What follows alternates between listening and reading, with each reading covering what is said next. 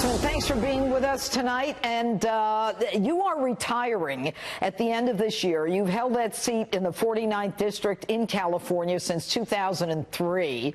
And the two people vying to get that seat are a Democrat, Mike Levin, and a Republican, Diane Harkey.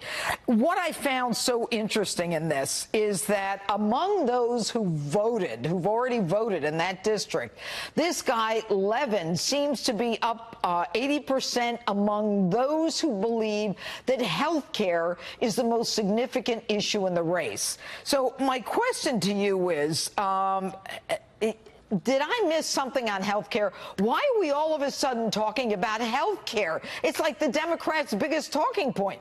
We got rid of the individual mandate over the last 2 years. What happened? It is interesting that we actually have driven down the cost of health care under Obamacare during the last couple of years by getting rid of some unnecessary regulations. And yet the voters are, in some cases, being driven to be concerned again. That scare tactic on health care. In the case of Mike Levin, to be honest, he has $8 or $9 million pummeling, just absolutely distorting Diane Harkey's record. Well, Diane Harkey, quite frankly, is being outspent about 7 or 8 to 1. So it's not a fair match. It is one of those challenges where her race wasn't funded, and so he's got kind of by the Republican Party? Not a penny. So, but you had that seat for so many years. I mean, somebody has to think that, unless something significant changed, that a Republican can win that district, although you're pretty special, I assume.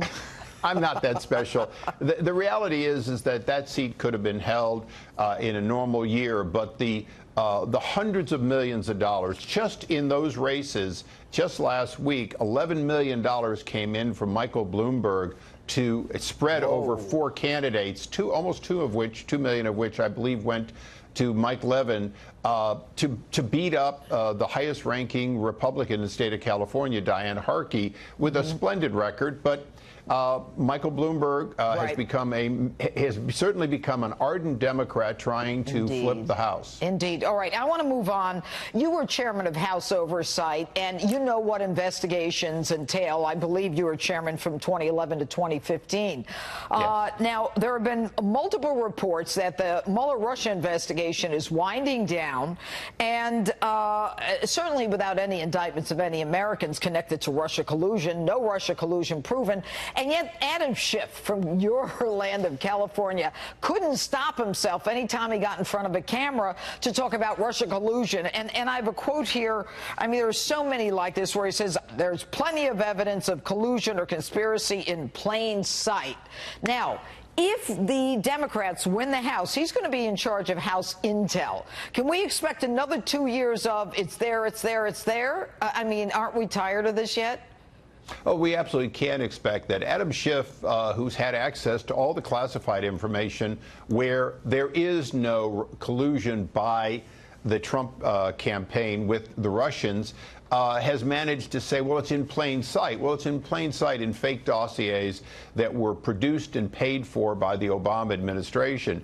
And so you can expect Adam Schiff, a former Democrat U.S. attorney, to be out there talking about things that he can't tell you the source, but he's going to swear exist. That's what he's been doing for the last 2 years of the Trump administration.